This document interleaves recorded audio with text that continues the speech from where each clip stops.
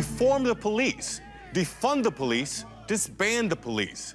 Since the Memorial Day death of George Floyd in Minneapolis, you've begun to hear these demands more and more, both on the news and in the streets.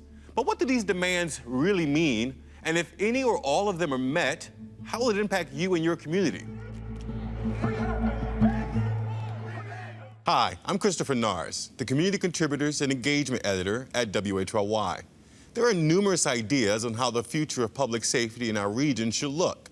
Tonight, we continue that discussion as we look at the challenges to transform an embattled system.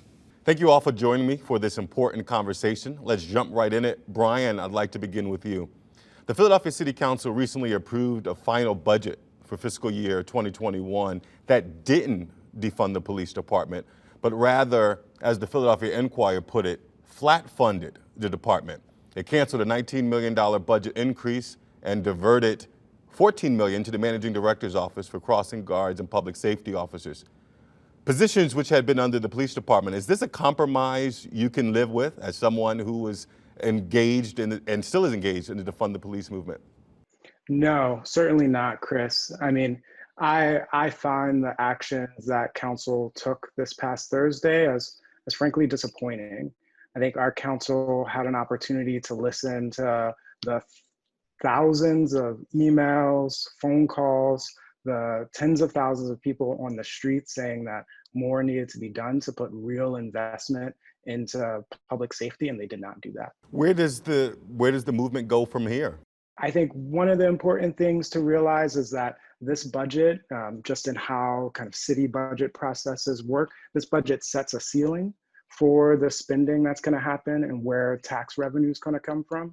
But the council can come back in the fall and they could decide to make the right move on this. And so for the movement, I think this summer is a really important time to look at who stood with us, who did not hear the calls for real investments for public safety, to do a lot of community education and work to lift up the type of examples that we see around the country and bring those really to the table in the fall and bring those to the streets in the fall. Kris, I'm going to go to you. In a recent essay for WHYY, you wrote that addressing the Philly uprising takes political courage. You then asserted that the mayor, Jim Kenney, doesn't have it. But judging from the budget vote, only 3 of 17 council members voted no, one could surmise that the city council doesn't have the political courage either, right? What's your reaction to the budget vote? I think that, kind of going off of what Brian said already, it was disappointing to see really only Councilmember Kendra Brooks standing with us and voting against that budget because of the lack of resources that are going to our communities and the programs that we really want and need to keep us safe. And so, I think we're still going to be pushing. We're still going to be, like as Brian said, pushing for a midstream budget correction, and for there to still be those resources actually diverted from the police department. So all hope isn't gone? No, definitely not. And I mean, it's like this is definitely disappointing. But this is something that we're gonna keep pushing on. Folks are gonna keep being in the streets. People are not going to be content with this sort of symbolic. I don't even want to say like capitulation, but with this $14 million that's being diverted to the managing director's office, that's not enough. Yeah, Andrea, I'm going to come to you in 1 second. Michael, let's talk the numbers. Jim Kenney was inaugurated as mayor on January 4th, 2016. And during his reign, he's increased the police department's budget by $120 million. At the same time, over the last 5 years, the homicide rate has steadily risen. The racial disparities in pedestrian stops and marijuana arrests persist unmitigated. And our clearance rate is below the national average of 60%. So as taxpayers, what exactly are we investing in when we allocate millions into this police department? You're investing in a complete waste of resources. When I say a complete waste of resources, I literally mean that. If you see that something is not working, you buy a house and the house is falling apart, but you keep pouring money into the house. And the more money you pour in, the bigger the leak in the roof gets and the more mold comes in the basement. But you keep paying for more leaks. You keep paying for more termites. That's what's going on. And, I'm clearly not advocating violence and rioting, but I will say this. What the city council has done and what the mayor continues to do reminds me of a disobedient kid who gets a spanking and the parents say, "Do you want some more?" And it seems to me that with the uprising we had, it seemed that the mayor and city council was saying to Philadelphia that we want some more. Very quick follow-up to that. I had been negotiating with the mayor for years on getting the Rizzo statue removed. And I was civil, I was polite, I was courteous, and got no traction. And then when the young people started the uprising, all of a sudden the city hears it. So what I'm saying is what Dr. King said, is that a riot is the voice of the unheard. The mayor's not hearing polite conversation. City council's not hearing polite conversation. And I'm not advocating any destruction, but I'm simply saying to the mayor and city council, what's your problem? Do you want some more? And apparently they do. So the mayor's wasting resources, the city council is condoning it, and the people are going to have to continue to rise up. Otherwise, we're going to keep getting what we've been getting. Andrea, I want to give you a chance to respond to what you've heard from the three panelists, but then I also want to ask, as an educator and a cultural critic, you've heard these numbers. We're investing tens of millions of dollars into the police department, and the city isn't any safer. What type of programs and organizations should we be investing in instead to ensure public safety? So interestingly, I had a conversation with a community organizer yesterday on my radio show, and they spoke of programs that are actually working right here in Philadelphia. I don't have that name in front of me right now, but there are solid programs working right now in Philadelphia that has absolutely no funding. So they were talking about the fact taking some of that money that they were supposed to give to the police department, or the monies that they're shifting around, and give to these programs that are going into the communities and really working with the people that need the support, because I think it was Ramsey that says you can't outshoot a problem. So we keep killing people and nothing is coming of it. So when people say to fund the police department, while I don't think they should go away permanently, I think we have to reimagine completely what it looks like and put processes in place so that people are safe. Because right now we still have one of the things that I heard from DA Krasner a couple of weeks ago was, despite the fact that we were in a pandemic, our numbers were going through the ceiling, right? 53% increase in shootings in the middle of a pandemic where everyone was in lockdown. So something clearly isn't working here in Philadelphia. We have to figure it out. So I would say look at the programs that are working and start to fund them. I don't understand why that is not happening. I've only lived in this city for 5 years, so I'm still learning as much as I can about the players in the game. But it's the level of insanity for me is that if something isn't working, why do we keep doing it over and over, right? Yeah. So Brian and Kris, we're going to go into in just a second to talk about. I want to get from you what are some of the programs and organizations that you might think. But I want to follow up to what Mike said and what Andrea emphasizes. Most business owners or chief executives, they review and they reflect their key investments. And when they realize that their investments aren't yielding the types of returns, they pivot. But the police department isn't yielding the type of returns we want, and our officials refuse to pivot. What does that say about their fiscal responsibility? Not even their commitment to the movement, just fiscal responsibility. Brian, you first. Sure. I mean, I think it says that their fiscal responsibility is tied in with their political connection and commitment to the Fraternal Order of Police. I mean, that's fundamentally what this comes down to. Like, will you take on and challenge police power that's been amassed in this city and say that police being put out there as the solution to every poor person's problem, every Black person's problem in our communities is not working? And so we're going to take police out of that situation. And I think we're seeing the council and the mayor not step up to do those things because fundamentally they get campaign donations from the Fraternal Order of Police. They feel beholden to the FOP and the contract process. And the excuse of the city's contract with the FOP will get held up as why they can't cut the budget. But the city also holds contracts with every other type of city worker, and we see hundreds of city workers being laid off right now. So it's fundamentally about priorities. And you're right; those priorities don't line up with fiscal responsibility or line up with a political responsibility to communities. Kris? Yeah, absolutely. I mean, we're definitely seeing what the city is choosing to prioritize. with the fact that the police budget has continued to go up year after year.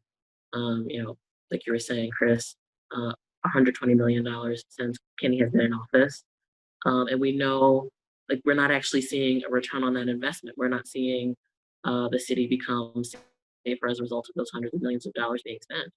And we know that the city could fund things like the Office of Violence Prevention and community-based violence prevention programs, where people are actually interrupting cycles of violence, and where people are actually able to see violence being able to be stopped before it occurs, as opposed to what the police are trying to do, which is really just respond to situations that have already happened.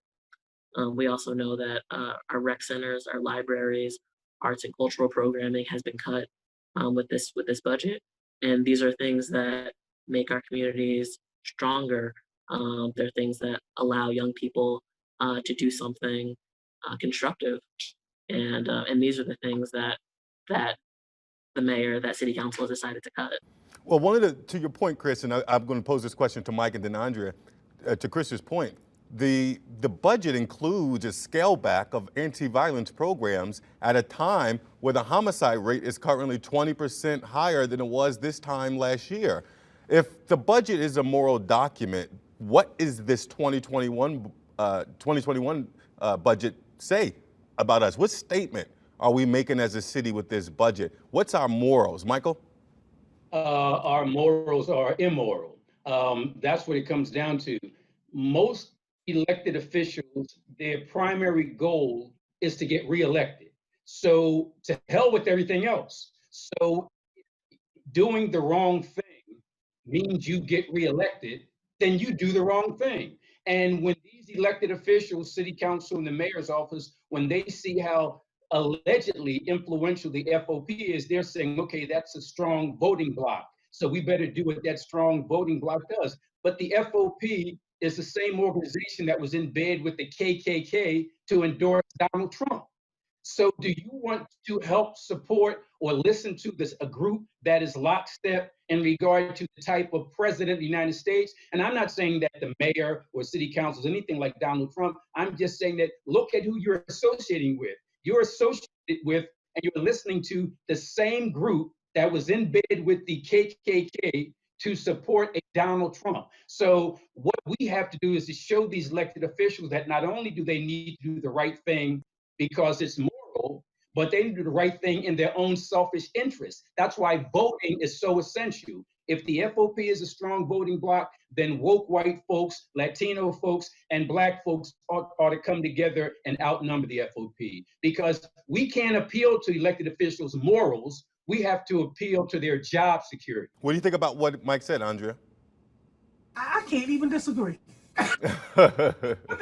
There was nothing for me to disagree with, because I have had conversations with mayors of towns who have said to me, we have fired police officers and the FOP brought them back, like for the most egregious acts. And so what they've ended up doing is giving as many of them as they possibly can desk duty. But then they say the amount of millions of dollars that they have to spend to pay officers that can't even be in the street because they're so concerned about what they're doing to the general public, says that we need to start rooting out the bad apples, right? We need to stop being afraid of rooting out the bad apples, because you see what's happening around the country now. Everybody is up in arms and protesting. And so we can't continue to have a strong conversation with no teeth. That's like chew dumplings, like we say in Jamaica. It's like trying to chew a hard-boiled dumpling with no teeth in your head. It just doesn't work. It doesn't work. Parts of it's gonna go down, and you're going to swallow unchewed food. That's what this feels like to us. So when we see a budget like that and we understand that nothing is changing, then we become so annoyed as a people,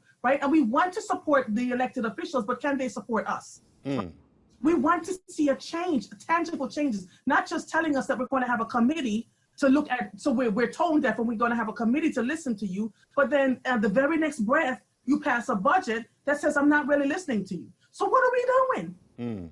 And so we teach children what the definition of insanity is. How do we hold leadership accountable when it comes to these kinds of things? And how can we hold them accountable where they don't get petty and say, oh, you hurt my feelings? That's not what leadership is. So I almost feel like we need to go back to a cadre of leadership training before we decide to run for office, before we decide to stand in spaces where we say, I want to lead these groups of people, that we start to work on our emotional intelligence, our judgmental for evaluation, giving and receiving feedback, key concrete things that regular adults have to do in their everyday lives. What more for the leadership that are leading the people of this city? Kris, what should we be doing differently? I mean, the young folks, the people of the city with righteous anger took to protest. They did everything they were supposed to do in their First Amendment rights. It seems not to be working. What should we be doing next? I mean, Councilmember Kendra Brooks said, when we fail to listen to the people we serve, we fail to represent them. And that's really what we're seeing here. Thousands of people have been protesting in the streets, signed up to testify in front of council, wrote letters, called, totally flooded their phone lines, their email inboxes, and still this is what we're seeing. And so it's kind of like what recourse is left for folks. This is not going to be something that stops.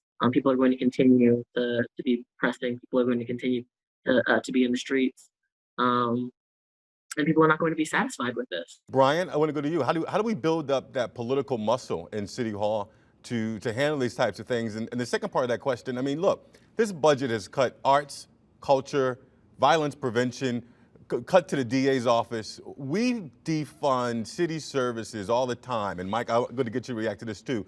Why is defund the police so controversial and not defund the schools, defund the art program, defund the rec center, defund the library? What is it about our fascination and reliance on the police? Yeah, it's a great question, Kris. I mean, I think an important thing that about this moment to really name is that because of the pandemic and because of the shutdowns, our city council and city leaders have been as unaccountable as ever. I mean, they don't have to deal with the thousands of people who would show up at a city council hearing and pack that hearing to demand that they do something different around the budget. They don't have to see us at their offices. And so, we took on tactics like making sure that as many Philadelphians as possible knew the email addresses of our elected officials and the email addresses of their legislative staffers who do a lot of the work of their offices. And they got tens of thousands of emails from that, but we're still able to pass the budget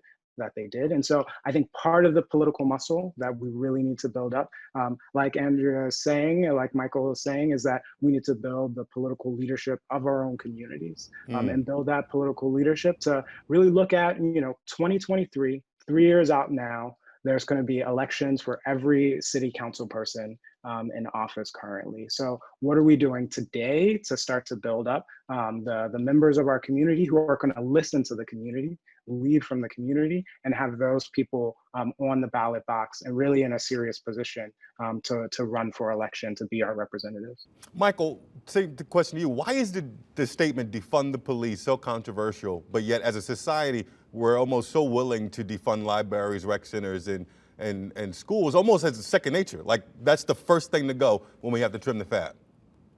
Great question. The answer is simply this. First of all, people understand what defund the police really means. Many people think defund the police means they don't get a dime, just shut them down.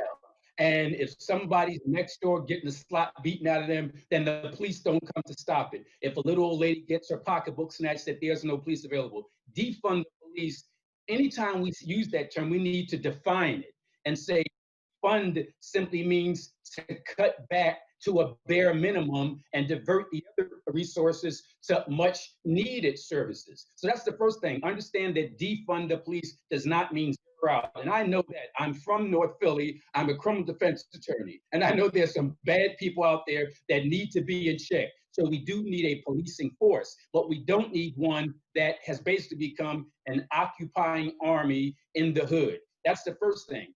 Anytime I talk about defunding the police, I use another term, which is defang the police. When I say defang the police, people can say, oh, so it's a big monster with these bloody teeth. We're not saying get rid of the monster because we need that monster to fight some other monsters. But let's take the fangs out of that monster so we can control it. So first thing is define what defund means, and then use the term I've been using, defang the police. Kris, and then Andrea, do we need a police department? Um, I see you smiling. I mean, I think that is the $1 billion question. I do think that what we choose to budget and what we choose to prioritize really comes down to what we think is essential. And I think it's easy for a lot of people to be like, oh, my kids aren't going to the public schools in Philly. My kids don't go to the rec centers.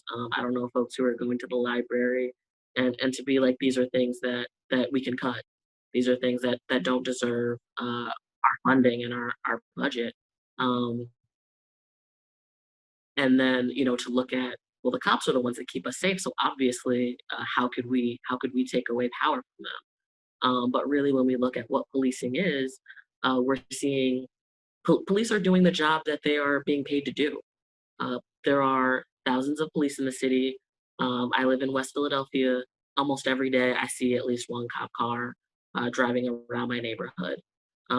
This is not keeping me safe. This is not keeping my neighbor safe. But this is what we're actually paying them to do. So what does it look like to actually think about what our communities need to be safe? Do we need cops driving around every day? I don't think so.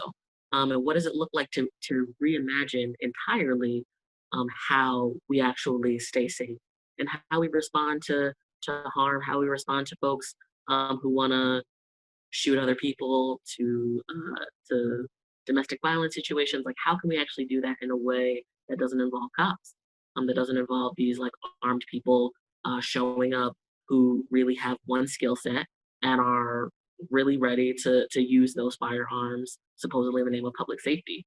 I think that if any of us sat down and were thinking like, what does it look like to keep our community safe, to respond to violence, I don't think many people, without seeing the model of policing that we have now, would come up with that. I think there are many different things that we would envision and imagine and dream up and create. But because we have this thing that exists and is supposed to be doing that job, we're so many people are trying to like change this and like make sure that the bad apples are being held accountable, when really like this system is doing what it's supposed to do. Let me jump in, Andrea, and then Brian. A world without police. Could you be comfortable living in a world or a city without a police department? Andrea, and then you, Brian. So the answer is no. We are in some level of policing in our communities, right? The answer to that would be the community and the police, community policing working hand in hand. So the programs that we would need to have to work with those communities along with aside the police would make it a better place to be. So I believe we do need a police department. We need them. Okay. Brian? Yeah, I think it's important to point out that there are already places where the police are defunded. If you cross the city line and you go into the suburbs around Philadelphia, you will see communities that have defunded police departments. And they have, and actually the police from those communities come to our communities in Philadelphia to police us. And those places in the suburbs have defunded police departments because they have well-funded and resourced other services for their communities. They have well-funded and resourced schools, high employment rates, quality housing, the things that make communities whole. And so what I think policing shows us, and our city council and mayor's intent to keep policing levels the same and invest more in policing in this time, is it shows us that they want to respond to the poverty that exists in our city, so the racial segregation and exclusion that exists in our city. They want to respond to that with force. They want to respond to that with violence. And they don't want to respond to that with real investments in the things that people need to survive, and not just survive, but actually thrive as a community. And so when I think we're thinking about rethinking, reimagining police, I think we're actually also talking about how are we transforming the way that we're supporting our whole communities, and from cradle to grave. And right now it's not working for so many of us. And the pandemic should have made that and has made that clear. I think it's part of why we see so many people who are not Black out in the streets in solidarity with Black people in this moment, because our government is fundamentally failing us. It's failing in taking care of our health. It's failing in being able to offer basic democratic rights, as we saw with the election irregularities and voter disenfranchisement, and it's failing with the question of public safety. So more money for guns in the streets, more money for police in the streets. That is a backward set of priorities if you care about humans and human rights. 30 seconds, Andrea, and then to you, Mike. What does it mean to live in a safe community? Well, it means that we have community policing. We've watched police officers who started barbershop talks, who were doing amazing things, no longer police officers, right? They felt like they were summarily pushed out or told that they were trying to be too soft. So a city reimagined for me is one where we have the police and the community working together. I lived in a suburb outside of Philadelphia for 27 years. The police and the community work together. So it can be done. Michael, what does it mean to live in a safe community? And is community control of police, improving police-community relations, is that the answer, or are we beyond that moment? It means focusing on the cancer instead of the lesion. You can continue to deal with the lesion, but until you go to the source of the lesion's going to come back. So my clients, young Black men with guns, are they really the problem, or is the lack of education the problem? Is unemployment the problem? Are the problems that are designed and implemented by this society, this systemic racism, is that the problem? So until we focus on the problem, we won't have a solution. So community policing, that's the first thing, and then focusing on the cause of the problem, not the symptom. My client with the gun is not the problem. American racism is. Well, really quickly, Kris and then Brian, 10 seconds if you can. What does community policing actually mean? I hear that term a lot. What does that mean? I mean, I think that what we've seen in practice is that community policing involves a lot more interaction between police. There's a lot of surveillance and a lot more, like, there's stop and frisk and things that really don't lead to us being safer. Brian, community policing, what does that mean? I think Kris's point is a really important one, and why the demand to defund the police is also so important. I think part of this moment is a recognition that there have been a history of attempts at reform. That history of attempts at reform don't get to the fundamental problems. Byran Mercer, Michael Coard, Kris Henderson, Andrea Lawful-Sanders, thank you guys for joining me. The contributions have been invaluable. Thank you so much. I hope these discussions on the future of public safety have been engaging and informative. You can join the conversation too. Just email us at talkback@whyy.org. Next week, we'll wrap up this series. Hope to see you then. For WHYY, I'm Kris Norris. Good night.